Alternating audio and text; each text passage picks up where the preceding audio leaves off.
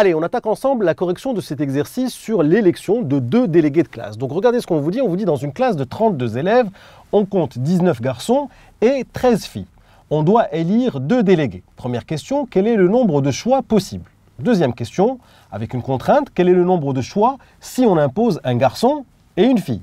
Et troisième question, quel est le nombre de choix si on impose 2 garçons? Je vous propose de mettre pause à cette vidéo et d'essayer de chercher les réponses par vous-même et on se retrouve dans quelques minutes. Allez, on attaque la correction de la première question. On vous dit ici quel est le nombre de choix possibles. Donc je vous rappelle que nous sommes dans une classe de 32 élèves, 19 garçons et 13 filles et qu'on doit élire 2 délégués. Donc ici, quel est le nombre de choix possibles? Donc à quelle situation ça se rapporte? En fait, c'est comme si vous aviez une urne avec 32 boules dedans, d'accord? Imaginons que ces boules, en fait, ce sont les prénoms des élèves qui sont dans cette classe, donc 32 prénoms différents, d'accord? On part du principe que ce sont 32 boules différentes et qu'on va venir tirer 2 boules, choisir 2 boules de manière simultanée, puisque ici, l'ordre importe peu, d'accord? On plonge notre main dans l'urne de 32 boules et on sort 2 boules. Alors ici, il s'agit de dénombrer le nombre de parties de 2 éléments dans notre ensemble de 32 éléments, ou encore le nombre de sous-ensembles à 2 éléments, d'accord, dans notre ensemble de 32 éléments. Donc là, il s'agit bien d'une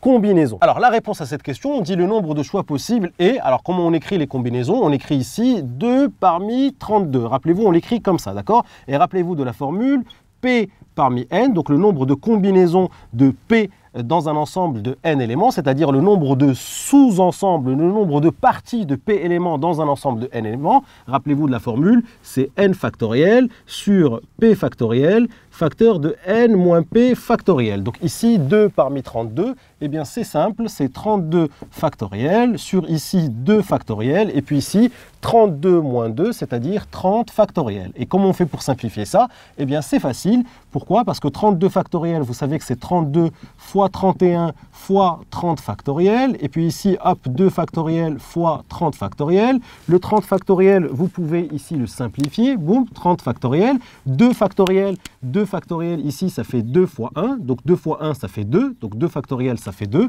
et ensuite, ça va nous donner, si vous voulez, 32 fois 31 divisé par 2. Donc je peux diviser 32 par 2 qui me donne 16, d'accord? Donc ça fait 16 fois 31. Et 16 fois 31 me donne 496. Donc ici, pour élire 2 délégués dans une classe de 32 élèves, eh bien nous avons 496 choix possibles. Allez, on regarde maintenant la deuxième question où ici on vous impose de choisir un garçon et une fille. Eh bien ici, c'est comme si nous avions 2 urnes différentes. Dans la première urne, si vous voulez, on met que les garçons. Et dans la deuxième urne, on met que les filles.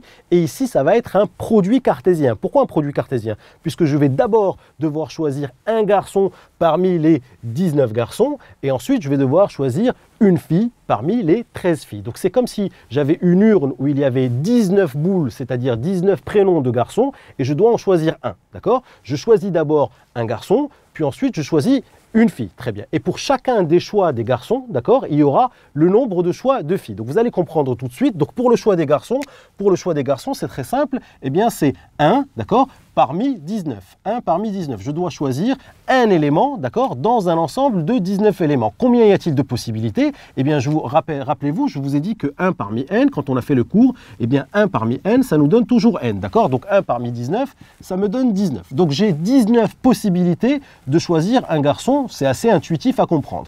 Et pour chacune de ces 19 possibilités, c'est ça qui est intéressant dans le produit cartésien, pour chacune de ces 19 possibilités, eh bien, je dois choisir une fille. Très bien. Alors, quel est le nombre de choix de filles que j'ai? Eh bien, le nombre de choix de filles que j'ai, c'est je dois choisir une fille dans un ensemble de 13 filles. Donc, 1 parmi 13, eh bien, ça donne 13. Et là, comme c'est un produit cartésien, boum, ici, il va falloir multiplier 19 par 13. Donc ici, le nombre de possibilités de choisir 2 délégués avec impérativement un garçon et une fille, eh bien, c'est tout simplement 19 fois 13 qu'on peut écrire comme ceci.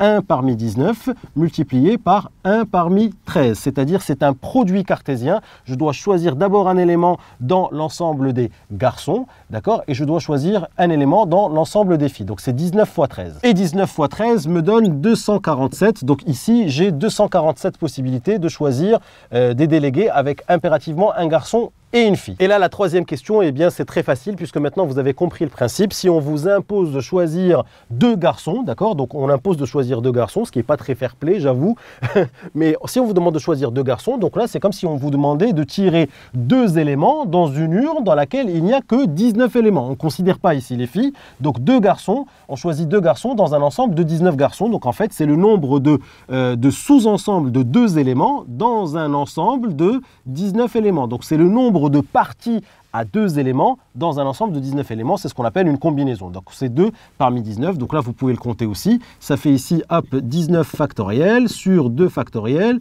19 moins 2 factoriel. Donc ce qui va me donner 19 factoriel sur 2 factoriel, 19 moins 2 ça fait 17, 17 factoriel. Donc ici 19 fois 18 fois 17 factoriel, on commence à être à l'aise avec les calculs de factoriel. Et puis ici 2 fois 17 factoriel. Donc là il y a une simplification par 17 factoriel. Le 18 je peux le simplifier par 2, ça va me donner 9. Donc ici, c'est 19 fois 9. Et puis, je peux faire le calcul de tête. 9 fois 9, 81. Je retiens 8. Et puis, 1 fois 9, 9. Plus 8, 17.